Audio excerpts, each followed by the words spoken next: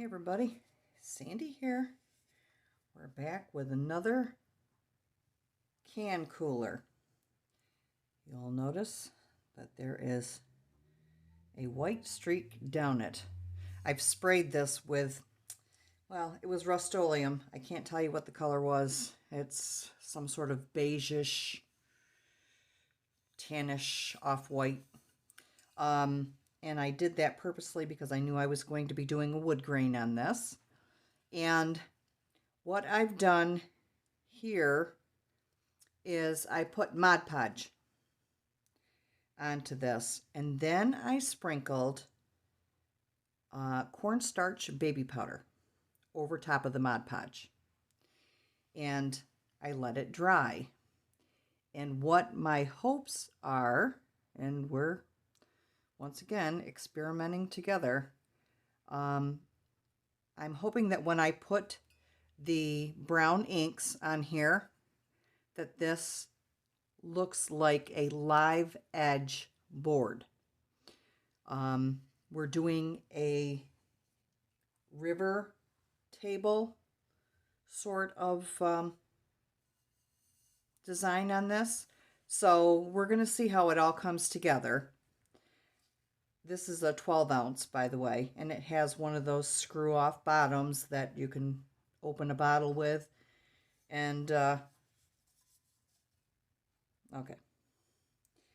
That being all said, I have my Tim Holtz inks here, and I've got teakwood and butterscotch. Well, I'll insert her channel name here. Karen Basket DIYer. And she had made an oopsie when she had done a wood grain some time ago. And she had put Mod Podge on her cup because she had vinyl on there and it wasn't sticking down. Well, she discovered that it looked like bark when she went to do the ink on there. So I wanted to try to take it to a more direct approach and give it a little bit of extra texture. So we'll see. You know, maybe I'll have to revert to what she did, but we're going to try this. And for our river section, I have Tim Holtz Tranquil, and this is a pearl ink, and you have to, it seems like you have to constantly shake it up, but there's a little ball in there that does that for you.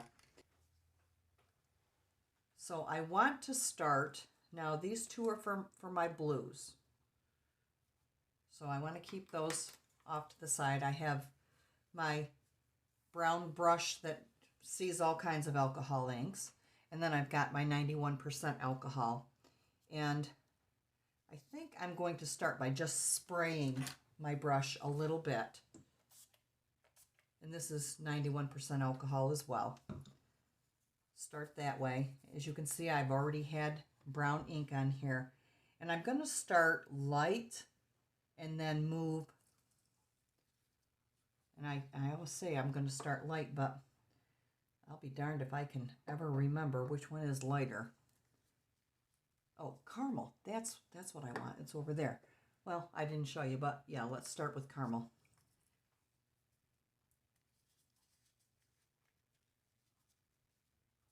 Okay.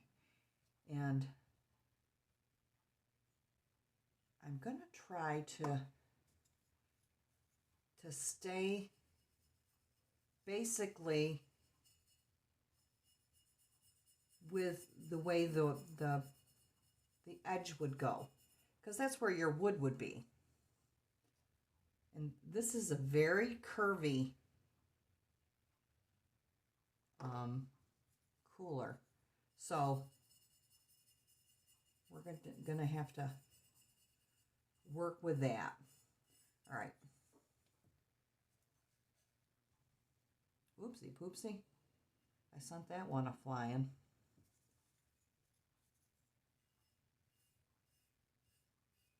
Okay. And I'm just basically right now just going to get, I'm just going to get my ink on here. I will decide what I need to do as far as design goes after I get this all on here. Because I want it to look like one piece of wood. I don't want it to look like several pieces put together. So it's, you know, it's going to be a little tricky. There we go. We got a runner. We got a runner.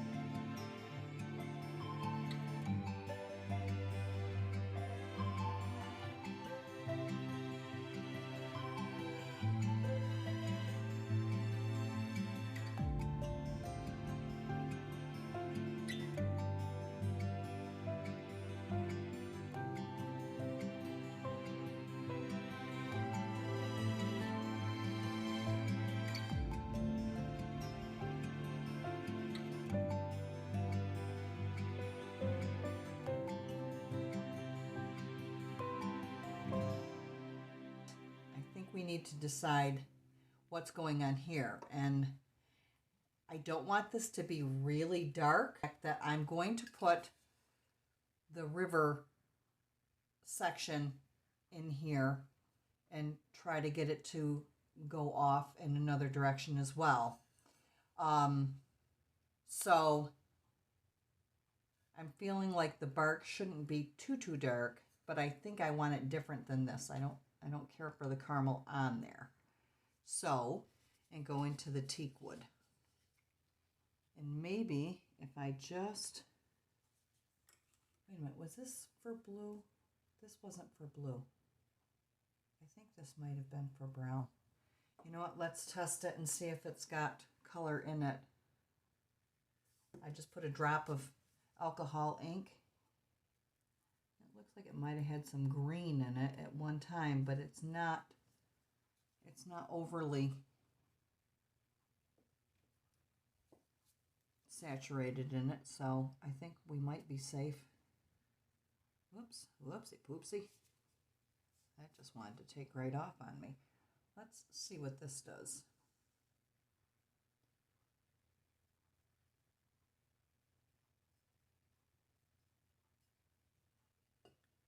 And because there's Mod Podge underneath this, it gives the texture, but it's not causing the ink to seep down to the paint, if that makes sense. That looks like it might be loosening it a little bit. Let's not get crazy here. But I think I like the darker lines. So let me get us one of my handy dandy little, let's make sure there's no glitter in there. And I'll put that in there, and that'll make it easier for me too, because I don't want to just dump it on here because I'm afraid it's going to go rolling off. Okay, let's get you back into frame here. And I'm just following where I see the Mod Podge glue line. And hoping that this gives us the actual effect that I'm looking for.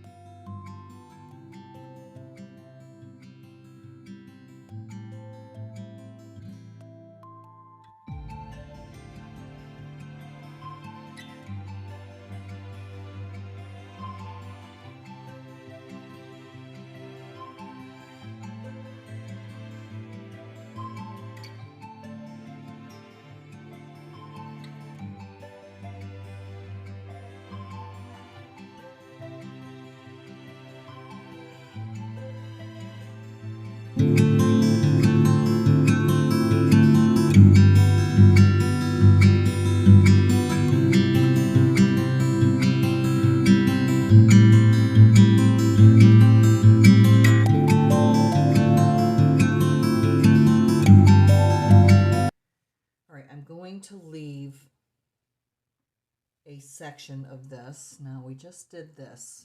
So this is where our live edge is.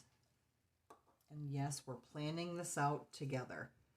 After I clean my tumblers and I dry them off, if I have a coffee filter that is not torn all to shreds, I will save it because they dry out right away.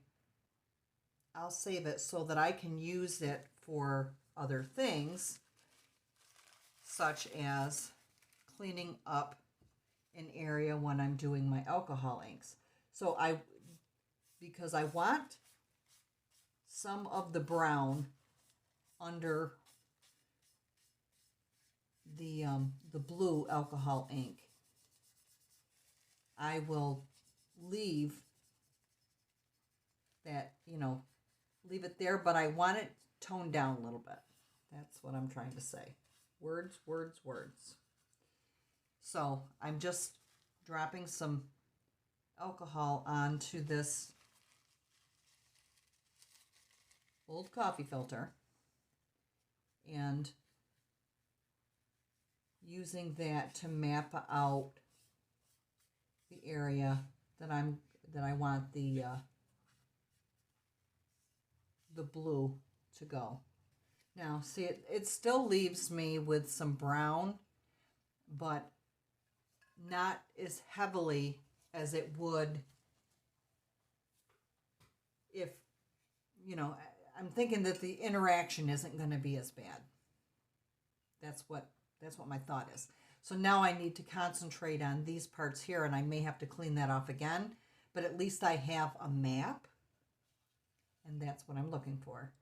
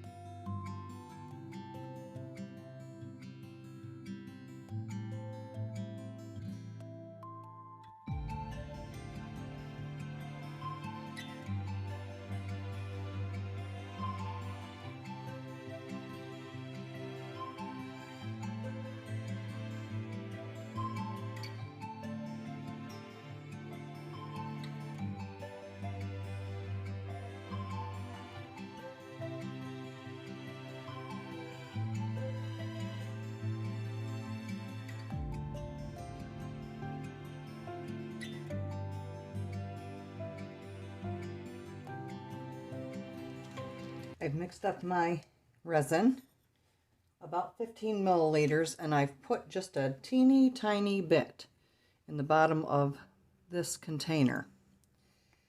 I don't know how much that is, maybe 2 milliliters, probably not even that much.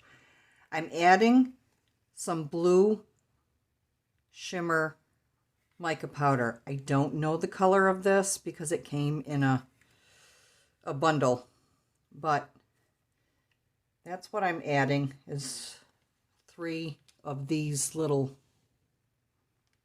flat stir things. And then I'm going to add the Pearl alcohol inks. And the reason why I do this before I even start to put resin on my cup is because it needs to thicken. Alcohol ink will always thin out your resin.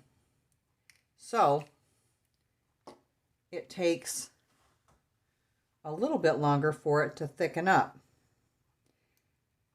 And if you saw my mica powder Jungle Love tutorial, you'll if you haven't seen it, go look at it, and you'll see that leaving your resin to kind of thicken up a little bit makes it easier to control it. And since we have a very small space to put this in, I need to make sure that it's not going to run all over the cup. That's the plan, anyway. So, if I can get that thickened up before I start my journey with my cooler cup. I want to keep calling it a cup. It's really not a cup, but y'all know what I mean. If I can get this to thicken up enough to be able to do it all in one clean swoop, that would be great. If I can't, well, we'll figure something else out. I'm way off camera here. Sorry. But there it is. It's mixed up. You can see that there's different depths. Well, you could see it if I could keep you in frame. There are different depths to the color in there. You can see the pearlescence, and then there's the darker blue. I've sprayed this with Rust-Oleum matte, and we're ready to go ahead and get this covered.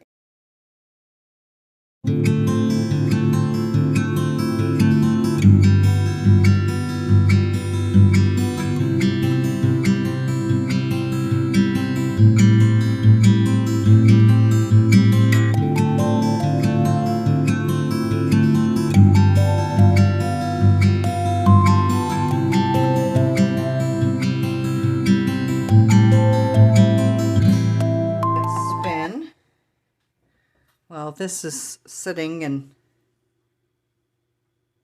it's starting to thicken, but not a lot. And we'll be back as soon as that gets a little more full-bodied.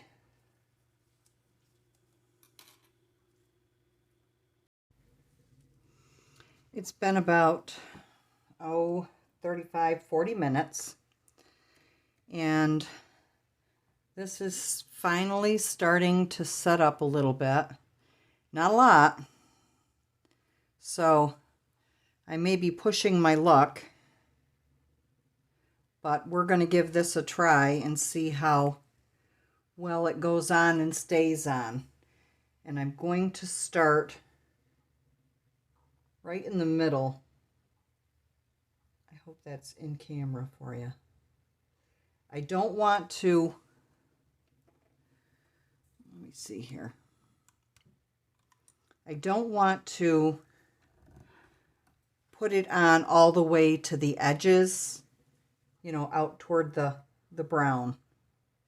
I want to try to keep it centered. That way, if it does spread a little bit, it won't be as likely to go over into the wood grain. So I'm being careful about putting it on there.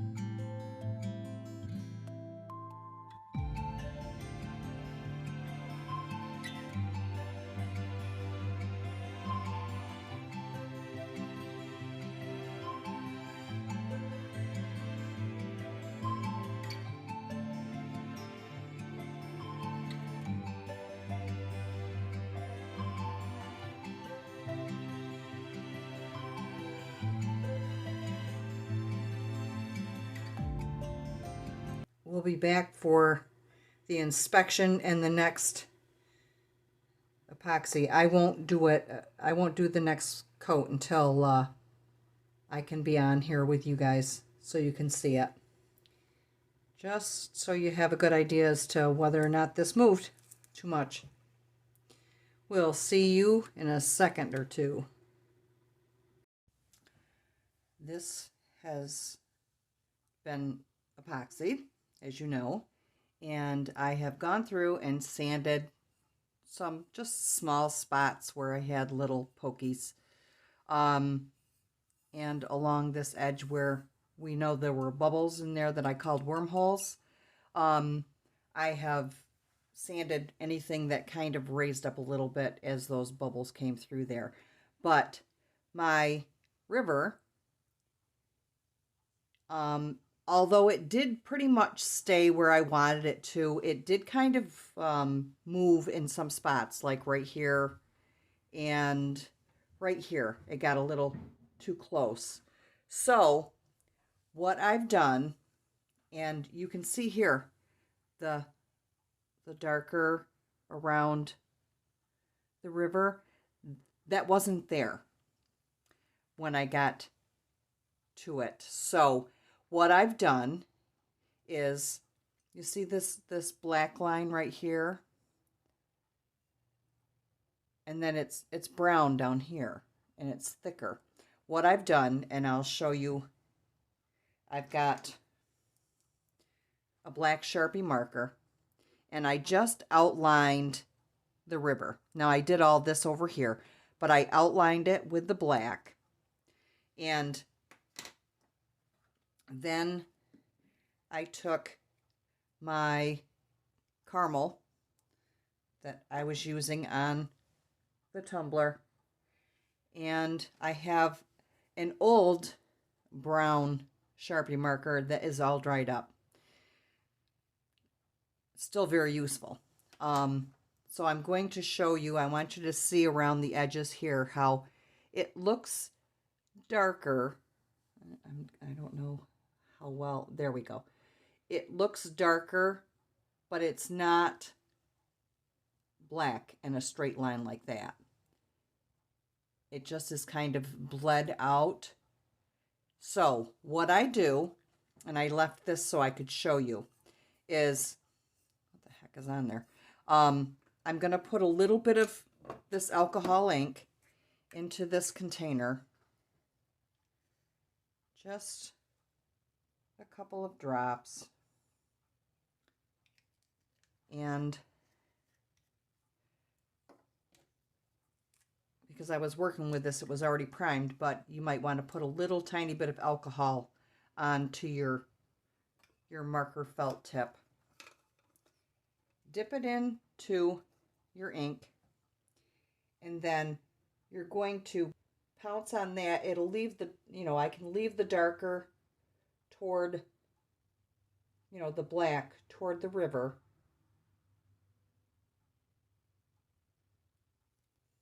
I hope you're seeing this. But having the alcohol ink on the end of that felt tip marker actually helps to keep me relatively close, but pouncing it allows me to pull some of the color and blend it with my alcohol ink as well. And I can go over that several times and pull it out as far as I want to. Say I want a thicker line, I can do that. See, it's pulling it right out. I'm just giving it a little tiny tug when I touch it, and then I can blend it.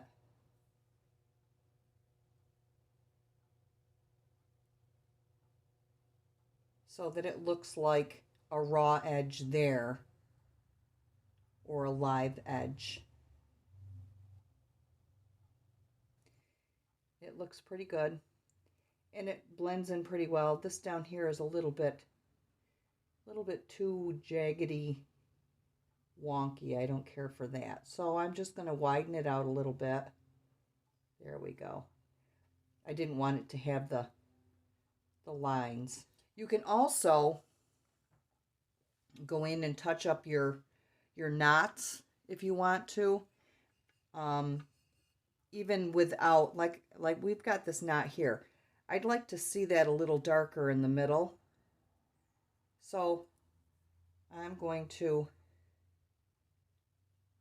touch it a little bit with this. And there's already the black on my felt tip here that I've pulled from around the river. So I can transfer it over to here. And it's not super dark, but it does, that glare is terrible. There we go. So it darkens up this little spot here. And if you have other spots on your tumbler that you wanted to do that with, you certainly could. Stay tuned because we'll be back for more.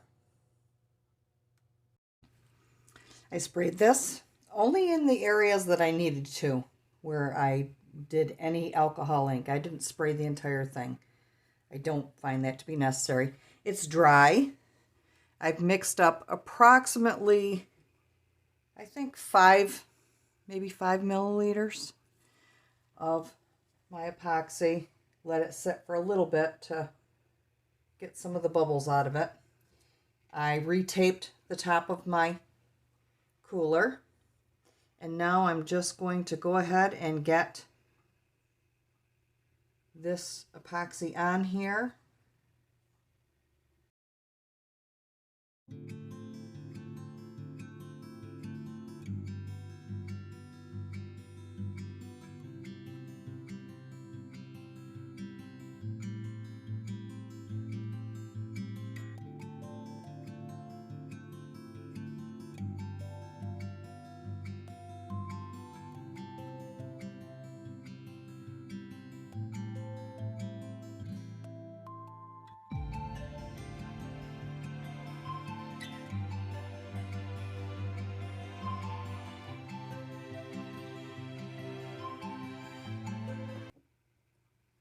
I think we're good to go. I think we're happy with this. And I'll remove the tape in a little bit. But when we come back, hopefully, it's for the final reveal. Stay tuned.